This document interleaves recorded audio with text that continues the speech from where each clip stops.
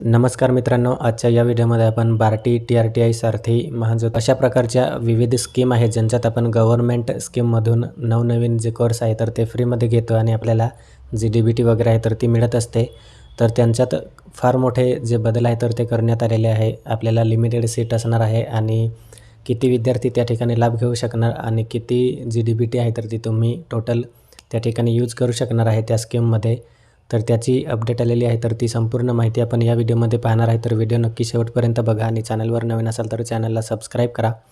तर मित्रांनो, या ठिकाणी महाराष्ट्र राज्याच्या ज्या स्कॉलरशिप आहे तर त्यांच्यामध्ये रूल्स आहे तर ते आलेले आहे. बार्टी, सारथी, महाज्योती, टी-आर-टी-आय तर अशा ज्या विविध स्कीम आहे स्कॉलरशिपच्या त्यांच्यात या ठिकाणी मोठा बदल करण्याचा निर्णय आहे तर तो या ठिकाणी लागू केलेला आहे.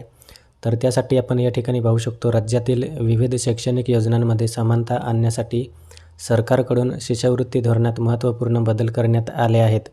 आदिवासी संशोधन व प्रशिक्षण संस्था म्हणजेच टी-आर-टी-आय आणि बार्टी, सारथी, महाज्योती, अमृत आणि इतर ज्या स्कीम आहे तर त्या संस्थेमार्फत त्या ठिकाणी राबवण्यात येणाऱ्या या योजनांचा त्या ठिकाणी आढावा घेण्यात आलेला आहे आणि त्यानुसार नवीन धोरणानुसार जे आहे तर ते विद्यार्थ्यांना देण्यात येणाऱ्या शिष्यवृत्ती असेल किंवा हॉस्टेल असेल, प्रशिक्षण तसेच निर्वाह भत्ता वगैरे असेल तर त्यांच्यात सुधारणा करण्यात आल्या आहे. मात्र विद्यार्थ्यांचे थेट लाभ अबाधित ठेवण्यात आले असून शिक्षणासाठी मिळणाऱ्या सुविधा कायम राहणार आहे. तर त्या स्कीम आहे तर त्या कंटिन्यू असणार आहे, पण त्यांच्यात त्या ठिकाणी लिमिटेशन येणार आहे. सीट असेल किंवा जी डी-बी-टी आहे तर ती त्या ठिकाणी लिमिटमध्ये येणार आहे. तर 30 नोव्हेंबर 2023 रोजी शासन निर्णयानुसार विविध विभागांच्या शिष्यवृत्ती व प्रशिक्षण योजनांचा अभ्यास करण्यासाठी उच्चस्तरीय समिती स्थापन करण्यात आली होती. या समितीच्या शिफारशीनुसार धोरणातील अडचणी दूर करून सर्व संस्थांमध्ये एकसमान निकष लागू करण्याचा प्रयत्न करण्यात आला आहे.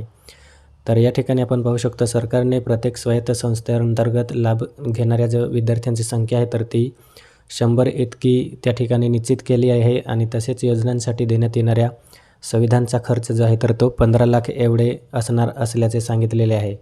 तर त्यामध्ये तुम्ही स्पर्धा परीक्षेसाठी आपण पाहिले तर नवीन नियमानुसार MPSC, UPSCमध्ये 500 जागा आणि MPSCमध्ये 1000 जागा. तर एवढ्या मुलांनाच फक्त त्या ठिकाणी प्रशिक्षणाचा लाभ आहे तर तो दिला जाणार आहे. तर अशा प्रकारे जे आहे तर ते आपण लाभ घेऊ शकणार आहे आणि त्यात आपण डबल जो लाभ आहे तर तो त्या ठिकाणी आपल्याला घेता येणार नाही. तर अशा प्रकारची जी अपडेट आहे तर ती आलेली आहे. तर आपल्या मित्रांना नक्की व्हिडिओ शेअर करा आणि व्हिडिओ आवडल्यास नक्की लाईक करा. थँक्यू.